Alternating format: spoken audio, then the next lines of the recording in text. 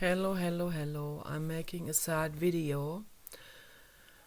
I wanted to make a clay figure video, but I am too sad and angry right now.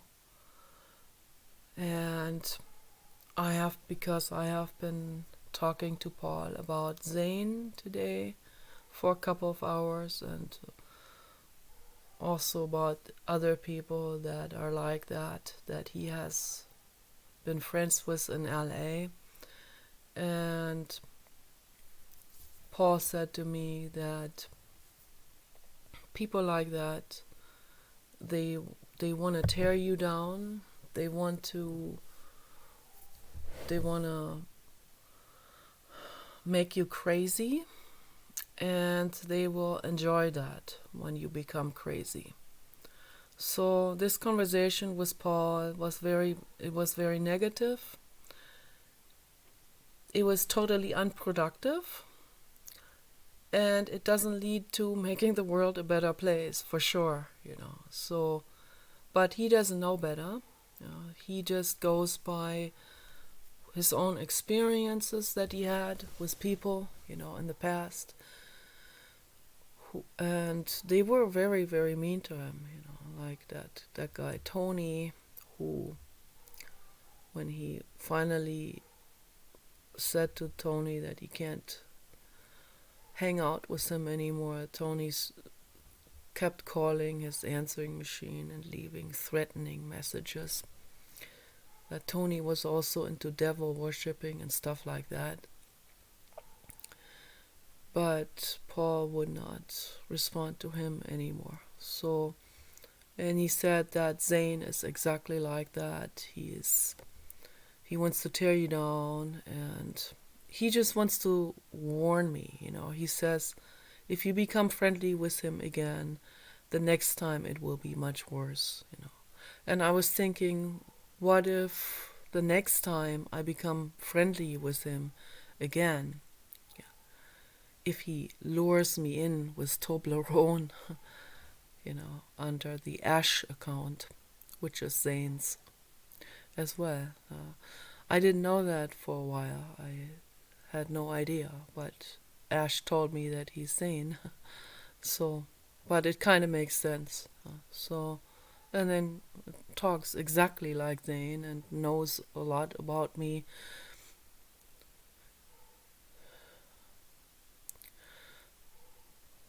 And in that moment, I'm like, you know, it's this also, to use this example of, God, I don't even know how to say it. He thinks that I find that sexy, that he wants to abduct me, okay, and keep me in a dungeon, tied up. He actually thinks that's sexy. That's sexy talk. And then I'll give you a Toblerone every day. So. And I should not even have responded to that at all. I was like startled by that again. He says things that startle me, and then I don't even know how to respond at all. I'm still like either in a giggly or in a very positive mental state, right? And then I'm still like have this momentum of giggleness and positivity, and we're all friends. Yeah, there's a guy who wants to abduct you and keep you in the dungeon. Friends? Wait. That's not a friend, okay? That's not a friend who even thinks this is sexy talk or flirting, or who just says that because he wants to be sarcastic, or he just to be trolling, or to I don't know why he says that, or if it's true, it could be true. I think that he's also hairy. And Harry said that to me as well. I mean, that was a while where when Harry said that to me over and over, he wants to abduct me. And then under another name too. I think this is all Zane. And I said, "You want to kill me?" And he said, "Well, abducting, but kind of like the same." Okay, I get it. So you want to abduct me, you want to torture me, and then you will kill me. Okay. That's not a friend, though. That's not sexy talk, that's not flirting, that's not funny. Okay, that's real serious. And I even told them that I will contact the FBI, if this continues. And then he said he was just joking, but I should have contacted the FBI anyway. I should have taken a photo of that conversation and sent that to the FBI, because it is in the United States, it is illegal to make threats like that. That's under the Homeland Security Act. Okay, it is illegal to threaten to hurt someone or abduct someone. That's against the law. So Ash, Zane, Harry is in Australia. He probably is not informed about the laws in the United States. He thinks it's perfectly legal, It's fun, it's cool. Women are just trash, you can just abduct them. You can treat them like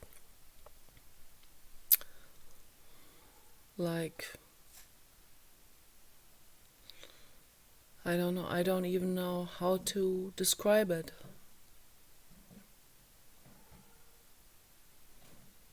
Treat them like some worthless garbage.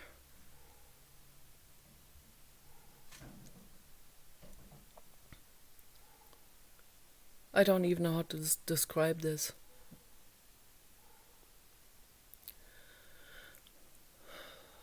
So he views me as worthless garbage. That's how he views me. That's all I am. To him, I'm just trash.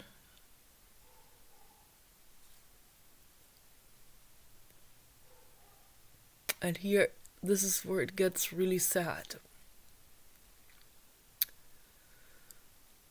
And that comes out of my own mind. This is difficult to share all of this.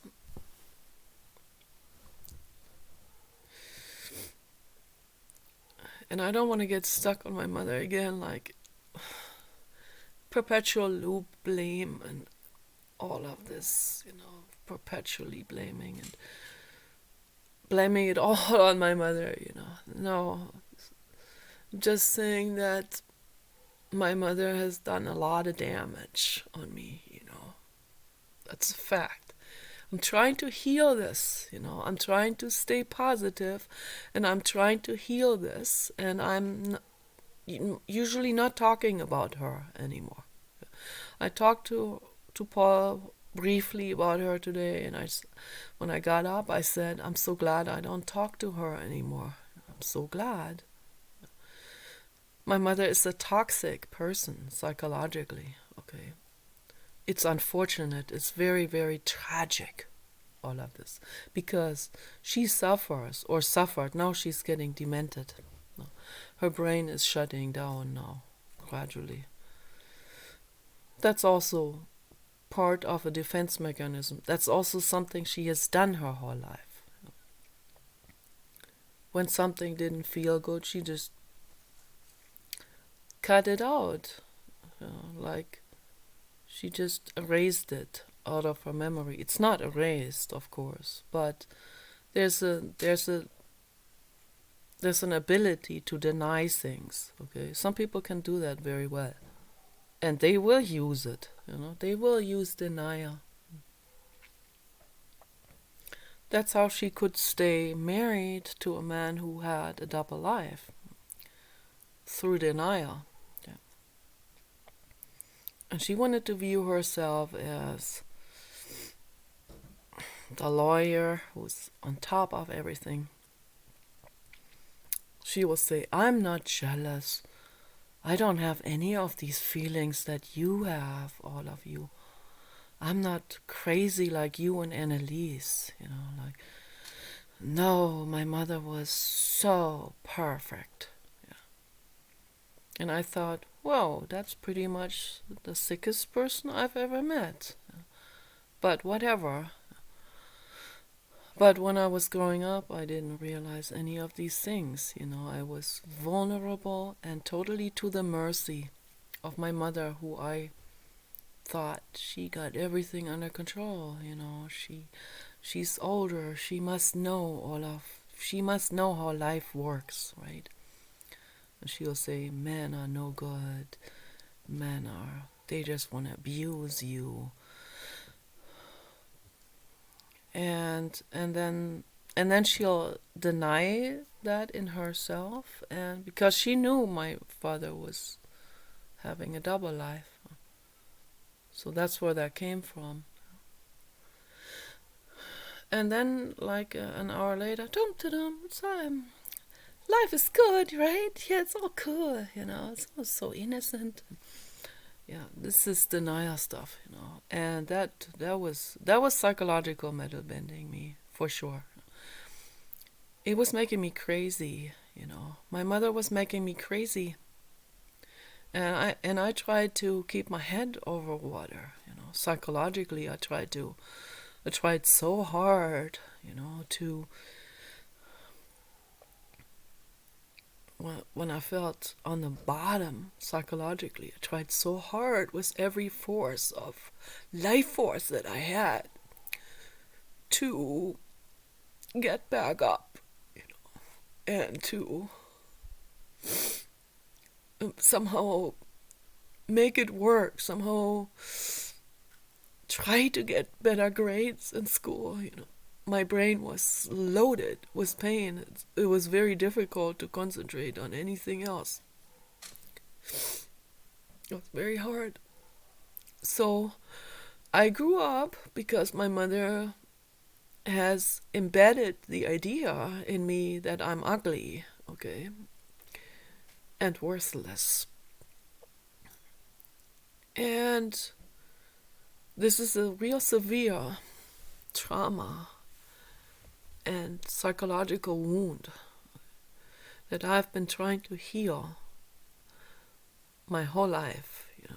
I tried everything, and I remember one time my mother and I, she took me to a psychiatric clinic where I was gonna be staying for 2 weeks because I was having such a hard time. She didn't know how to help me, and I was 22 or something like that, somewhere around that time. And yeah, I think it was 22. And I remember this conversation with the psychologist and psychiatrist who was running that clinic, as an intake interview, sort of. I didn't say very much. My mother was talking, and I didn't even. I felt so numbed out by the way she acted and handled things. Suddenly he says to her, "But you love your daughter, right?" Like this. That's when my red alarm came on. Someone else, a third party, basically. A third person who sees us more from the sky perspective, who's not involved psychologically in this. He could see my mother from an objective point of view. That's when my alarm came on, and I was like, oh, why did he just say that? Maybe I should pay more attention to the way my mother talks about me to other people. And that's when I realized she talks real mean about me to other people, even in front of me. Who knows what she says behind my back? To the point where someone will actually say, "But you love your daughter, right?" Yeah, of course I love my daughter. Love is not possible when there's jealousy, when there's hatred, when her ego feels victimized by me, by me not serving her with the flawless daughter that she wants to see. Me being a psychological mess makes her feel victimized. Hatred comes up and lots of jealousy. Lots of jealousy.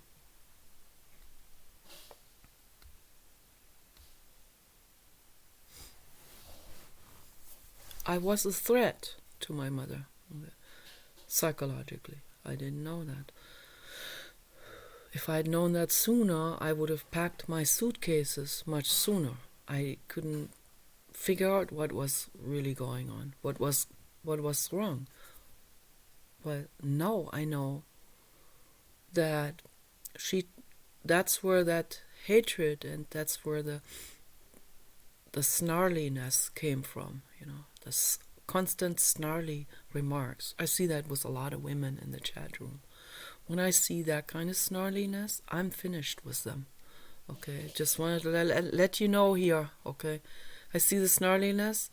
I also see from the reactions of other people that they talk shit about me. Okay, I'm done. Okay, you move on with your own life. Leave me out of it. Go into your own minds. Okay, it's the same thing I say to my mother. Okay, leave other people out of it. Okay, if you have jealousy issues, you deal with it on your own. Okay, you don't let it out on other people. You don't go that route. It's not good for you. Okay, I know that for sure. Okay, it doesn't bother me. When I see it, I'm like, okay, same old story. Okay, it doesn't affect me in any way. Okay, I feel sorry for them for being in that mind state, because that's nasty to be in a mind state of jealousy. I know, because I've been in jealousy myself many times. Okay, so I know how bad that feels. But the only path we have, and I say that out of compassion for you, out of love. I see where you're at when you feel that. Okay, the only path you have is the path into your own mind. Okay, into meditation and into acknowledging that you are jealous. But that's hard on the ego. The ego doesn't want to acknowledge that. The ego wants to think, I'm on top of everything, I'm better than everyone, I'm blah blah blah, bragging. I'm not jealous of her, of that trailer mother. No. So introspection is very necessary. Okay, go into your own mind and start acknowledging what you feel. Acknowledge it to your own mind, to yourself. Okay, very important.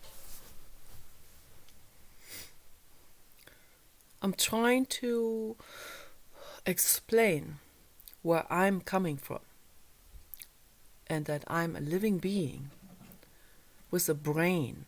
Okay? I am not trash. Okay? I have been abused too. Okay?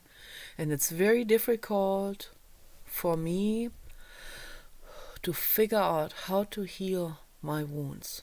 Very, very difficult. It's a very difficult and very long-lasting process. It's a lifetime process to heal this. I knew at 25 that I had to quit the alcohol and the cigarettes and caffeine, and I had already quit. I had done a couple of those diet pills for entertainment but numbing purposes. I'd done that a few times. That was ephedrine hydrochloride pills that were at that time over the counter. When I went to the Motorhead concert in Osnabrück, I had popped some of those and drank beer with it, and that was such a mess. And I had done that a few times. I don't know. I'd done that maybe 10 times, not like super often, and with gaps in between, but still, I quit all of that, and then I quit smoking and drinking alcohol. So I quit that at 25, and coffee too. I was still on pharmaceutical, so I was still on tofranil at that time. That's a neurotransmitter from the psychiatrist. So at that time I didn't view that as dangerous. It is indeed, but I found out later on. So, but it's learning. You learn when you go through life. I knew at 25 this wasn't going anywhere. It just isn't. My prefrontal cortex told me that. This is not going anywhere. This is ending in total suffering and misery and loneliness and total devastation. It makes people sicker, okay?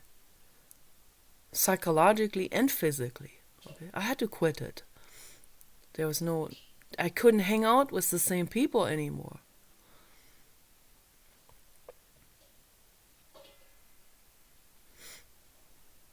Although I really, really loved my friend Monica. Really loved her.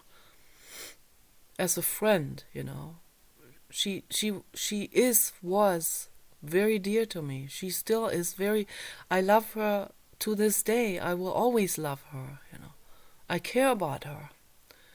But they were drinking alcohol still, and they were still smoking at that time. And I had to quit. I had to quit going over there. I could not. You can't stay with the same people that are still doing these same things if you quit. Okay. Same goes for a lot of things, like quitting meat. They will bully you if you quit meat. You have to switch the people that you hang out with. You cannot stay with the same people. It's a fact. It's a psychological fact. Okay.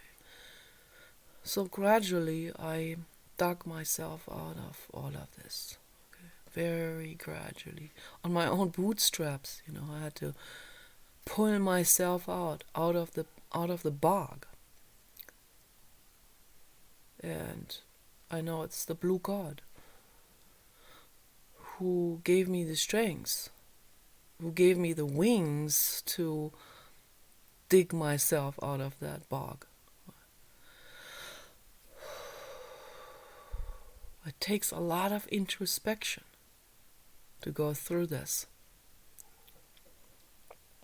I wish I could help people with my own example of quitting all of that stuff. Because if people continue to drink alcohol, they will stay stuck mentally as a teenager, and they will never mature psychologically. And that's really horrific. And then they will always be overreactive, and they will always be going back to alcohol, and they will make their brain more and more toxic. There'll be less and less a chance of meeting someone, anyone, friend, have a friendship with someone. I'm not talking about romance, just basically friendship becomes impossible, right? Maybe two drunks together, they'll beat each other's heads in, and then they'll make friends again because they have no one else to hang out with, and they drink together. That's not a real friendship. That's not helping each other. That's not helping yourself. Okay, I'm giving you facts about this because I know I've been through all of this. And I listen to my intuition, I listen to my gut instincts about this. And I wished I could help people. I wished I could help people realize that if you're drinking alcohol, that you're killing yourself gradually. So don't do it. Don't poison yourself like this. Don't make it impossible for psychological healing. Achanov said it too. He said you can't even go through that therapy process when the brain is on alcohol. It doesn't work. It doesn't function. It's also very difficult to talk to someone who is on alcohol, to make sense. They won't even hear 90% of what I say. It goes right past them. Or when I'm trying to talk sense into someone who is overwhelmed with emotions, they're in emotions. How can I talk reason into someone who's in a totally emotional state, in an angry state of mind, or feeling victimized? Okay, they will filter everything out that's of use. They will view or hear everything in a selective way. They will only hear it out of the victim perspective, and they will interpret stuff into the other person. And that's what Zane does. Okay.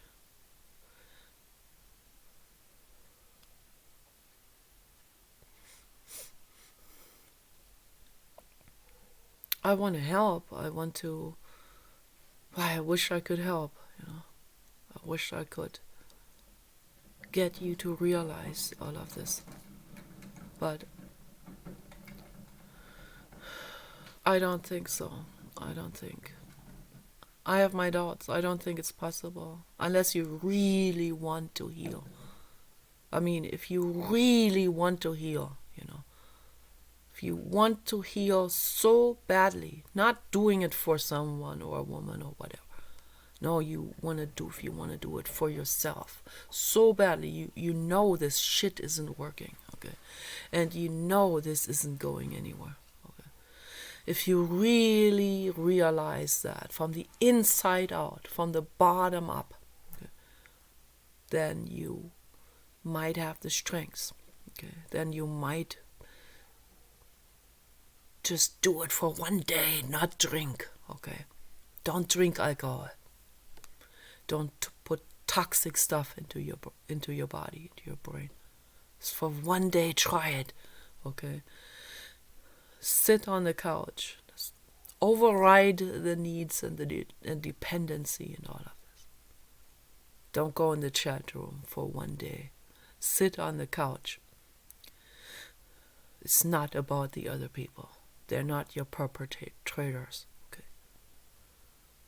You're not being cheated on. You're not being cheated out of anything. Okay? That's your pain talking to you. It's the truth. Okay? Sit on the couch, sober. And use your prefrontal cortex. Know whatever comes up, anger or insinuation, insinuating all the time into other people, projecting. This is how you behave. You cheat, so you project it onto other people. Okay. You lie, so you project it onto other people. You hate yourself, you project it onto other people. You deal with it through anger, you project it onto other people. Okay. If that feeling comes up of self-hate, okay, observe it. Okay. It's not based on truth. It's based on your past pain. Okay. It's based on your childhood trauma. It's not truth. Okay. You the living being is precious and lovable, okay? And I love you, okay? Not romantically, okay? I want to make this very, very clear. I did very much, okay? I wanted you so much, you know. I had fantasies over you, fantasies over fantasies. I was really in love. I had butterflies, all of that, okay? You stepped on it. You stepped on my love for you. You brutally tortured me psychologically. I know why, because you view everything through your emotional pain from the past, okay? I can see that from the sky perspective, and I feel compassion for you, okay? But I'm a living being too. I cannot, and I will not be lured in by Toblerone or by some kind of what you think is sexy, or, you know, it's lustful despise. That's what it is, okay? But to you, you probably view that as flirting or whatever. I don't know how you view this. You also denied flirting with me when you have come on with tremendous lust stuff. And me, and this is my personal story again. That's why I talked about my mother. What happens with my brain is someone treats me like with that lust, with this primordial lust, and like I am trash at the same time. That's kind of part of that. Seems for a lot of people to be part of. That's like so. It's interwoven with disrespect for a lot of Muslim men, particularly. You know, hate and lust, like it's in the same drawer. And that's what he has. And I've ignored the hate part because when there's a man who lusts after me, I feel wanted. I feel like, oh, he wants me, you know. Then I ignore that he has no love for me at all. No kindness. No understanding, okay. Then what happens then in me is, I'm making a video right now, okay? Making a video. What happens in me then is that need to be wanted, you know, because I'm alive. I'm full of estrogen, okay? I'm a woman in need for touch, okay? No, I'm making a video right now. I'm still making a video. He's real hard at hearing. So, and earlier I had to talk really, really loud for him to hear it. And even though he had the hearing aids in, but the batteries always run out. So it's very, very awful, all of this. And I don't feel, you know, I have nobody in my life who understands me. It's very, very difficult to go through. I'm a woman and I have needs, okay? I have psychological and physical needs too. I have an estrogen overload, believe it or not, you know. Most people don't believe it. It's true. And that's not my fault, okay? It just is. I don't take any estrogen pills or something like this. I stay far away from pharmaceutical drugs. It's also cruel, okay? They take that out of... It's so insanely cruel, all of these... all of the drugs that people have out there, particularly this Premarin. That comes from pregnant horses, and it is absolutely horrific what they do with the horses. Absolutely horrific. Do not take that, okay? No, I don't take any of this. My mother did. I thought that's horrible. I would never take something like this.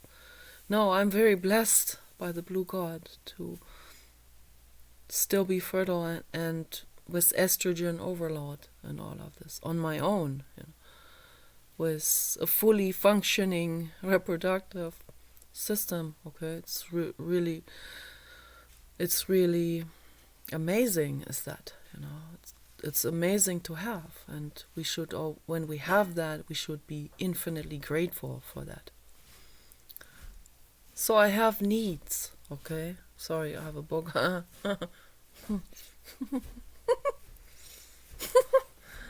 I have needs. Okay, and I am not a god. Okay, I'm a clown. I'm a woman with needs, with estrogen overload. Okay, I need touch. I need to find a man. I need a lover. Okay, so this is never gonna happen with Zane. Okay, never, never, never, never. Okay, lust alone is not. I might sleep with Mukhtar. It's the same thing. That would be the same thing. Mukhtar, if he's on his good day, he might pleasure me, and then right afterwards he'll chop my head off. Cool. Yes, I still have some activism to do in my life. Okay, so, and if he's on his bad day, he'll beat my head in, and then cut my head off. So that's Mukhtar for you. Okay, that's Islam, by the way. Yeah. So, and he thinks that's dating. That's his idea of dating. So, but with Zane, it's not much different. Okay, I don't see much of a difference. Maybe a more prolonged death, a more prolonged murder. That will be okay. Like maybe in the beginning, on his good day, he might pleasure me, and as soon as I say hi to someone else, he will hit me real hard. He'll beat me up. Then he'll incarcerate me, okay, so that I can't talk to other men. He'll tie me up. He'll torture me. And eventually he'll murder me. So that's what I think. Okay. That's the impression that I'm getting. Okay. I'm sorry to be blunt about this. Okay. But this is what I see. Okay. Looking at it from the sky perspective, looking at Zane and the Muslim man from the sky perspective, or any kind of psychopath, or someone with borderline who is a complete psycho. The outcome, Sam Wagner differentiates between those, but the behavior can be very similar. Criminal behavior, So we can all put this under the label of criminality, or we can call all of this psycho. We can call this maybe also psychotic. We can call it criminal insanity. Okay, and I have activism to do in my life. I want to make the world better. I am not going to be a victim to someone who's criminally insane. Okay, I won't allow that to happen. I love myself. I love my body. Okay, and it wouldn't matter how often someone says, I will never hurt you. I will never. He's already said that under his fake Frank account. I'll never hurt you. No. Right. Yes. Yeah. It will happen after a week. Okay, you'll start hurting me. So I can never, ever, ever, ever, ever, ever trust someone who already says those kind of things. to me or on the internet. Never. I'll never trust someone like this. So when I meet guys on Facebook or Badoo or YouTube or in the chat room, and I get to talk to them on Facebook in private chat in writing, it doesn't take very long until they reveal who they are. It does not take. I mean, even with some of them, like with I think it was Zane, that guy, David, whatever his last name was, or Andrew Weaver, So he has probably, I don't know how many Facebook accounts he probably has, right? And then he might show half of his face or something. But he accuses Pat of only showing half of it. But he does it himself.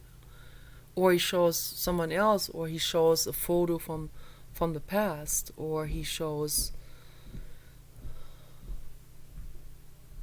I mean, that guy looked like 250 pounds. Maybe that is his actual photo, right? And I thought, good-looking man, okay? Yeah, absolutely. I'm not even that picky.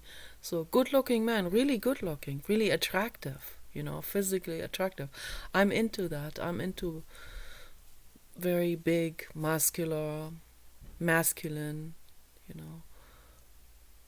strong-looking, So, I'm into that, for sure, that triggers my needs and all of that.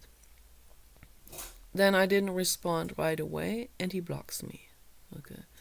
It's okay, but I'm just saying, I mean, that's the least of my worry, It's like if someone comes up to me, says hi, or, whatever, and then I don't respond right away, and then they block me, okay, I wish you the best. So, but it's that kind of, it's psycho behavior. That's psycho. But the worst is to try to make someone crazy, like what happened since December 2020 and even before that. So it's been going on for a while, but it just got more and more intense and more convoluted. And I really gave my all. I gave my love to you. I gave understanding. I tried to help. I gave my all to you. I gave 100% love and vulnerability. But you had to step on it. You had to trample down on it. You had to do psychoterror with me. Looking at it from the sky perspective, I know that happens for a reason, okay? There's pain in you, okay? You act out of your emotional pain from the past. And who knows what you have been through in your life, okay? But it's still not an excuse to torture someone psychologically or physically. Right? There's no excuse for that. Or to say that you were drunk, as if that's an excuse. You're drunk all the time. Okay, that's still not an excuse. To say, let's date, and then a second later, I hate you, I despise you. That's psycho, okay? And I think that the only trigger that triggered it, I mean, that you are so volatile. It's insane, okay? It's psycho insane. Okay? The slightest trigger, the slightest mistake that I make, I say hi to someone else, okay? And you feel disrespected. That's psycho. I mean, can you see this? you can you wrap your head around this fact that you are psycho?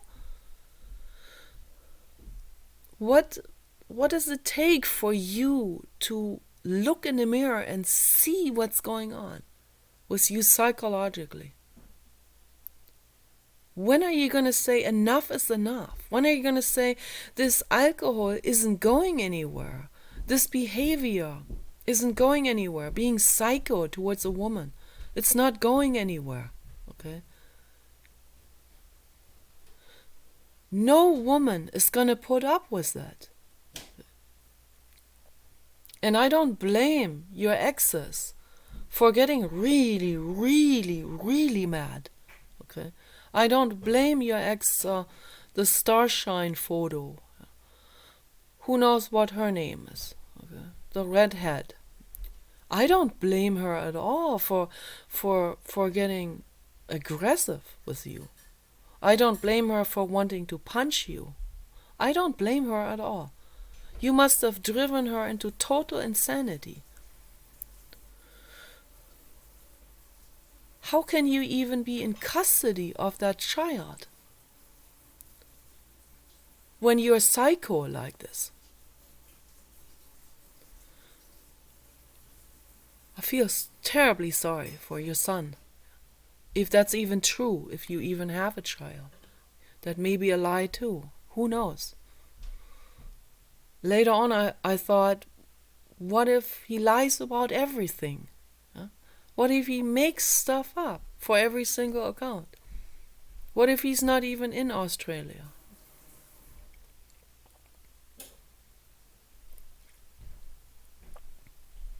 I have no idea what your story is. I am only picking up bits and pieces of information through the twilight zone of troll accounts. And as a psychic and hobby psychologist, I put a puzzle picture together with this because I care about you. I want you to heal yourself. I love you as the living being that you are. You deserve love. Okay? You're a living being, like I am, like the horse, like the pigs, like the dogs, like all the puppies, like all the dogs, like Paul, like whales, dolphins, all people, okay? Every being deserves infinite love and unconditional love and respect in a loving way, not respect out of fear, not respect out of honor or some crap like that. Respect as love, okay? I respect you, I love you, thus I will not backstab you, I will not gossip about you. If I have something to say to you, I say it to your face, as in this video here, or in the chat room. I say it to your face. Okay, I know you are always looking with other troll accounts. And Paul told me that Paul has been spying a couple of times. And he sees what you say behind my back. Okay. You said very mean things. Okay. You said you'll beat me up. You couldn't say that to my face, okay? When I came back in the chat room, you were like, and I think you're also Adam Foster. Okay? And you said, under Adam Foster, now let's tread carefully, let's be careful. I thought, what is Adam Foster talking about? And who the heck is that? I've seen that guy before, also long time ago, probably like, I don't know, I've already seen him like 3 years ago. So I'm putting these pieces together. I think that is also Zane. Okay. And yeah, Adam Foster is good looking. To me, good looking. Okay. He's my type. Okay. Yes, he is. He's good looking, I don't care if he is bald, or overweight. I don't even care. I've said that many, many times. I'm not picky with that. And that happens to be my type, actually. Yeah. But a psycho personality is not my type. Just wanted to make this very, very clear so that it doesn't get misunderstood and misconstructed again as me being stuck up or me being picky or something. What I'm picky about is people's personality. Okay? When someone wants to put me in a dungeon, I'm picky about this. I don't want that. Okay? I want to make that very, very, very crystal clear. You, the living being, without that psycho personality, okay? If we can shut off that psycho personality for a few minutes, I can say, you beautiful being, I give you a kiss on the cheek, okay? I don't have to be afraid if I put you under full body anesthesia that you'll put me in the dungeon. As long as you're under full body anesthesia, I give you a kiss on the cheek and I pet you like this. You poor thing, you poor being, I care about you, I love you. And when you come back out of that anesthesia, I'm not going to be in the same room anymore.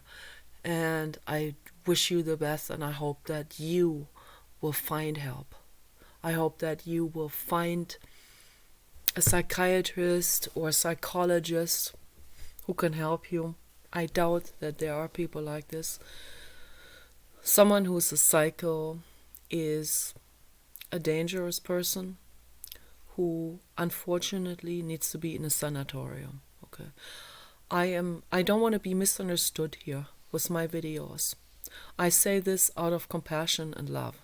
Okay, for you and for everyone else who could be hurt by you. Okay, if you are a dangerous being, you need to be in a sanatorium.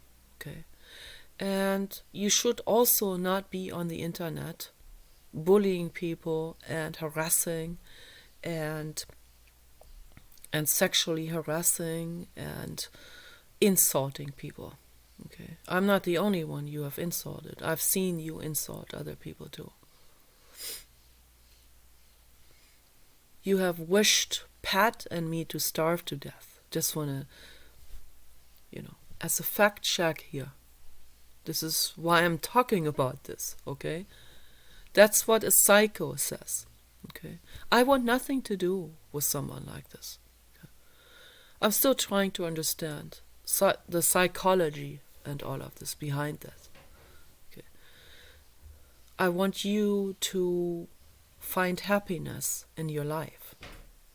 I am not a trained therapist, I've said that many, many times, and one person alone cannot help you either. That would never work.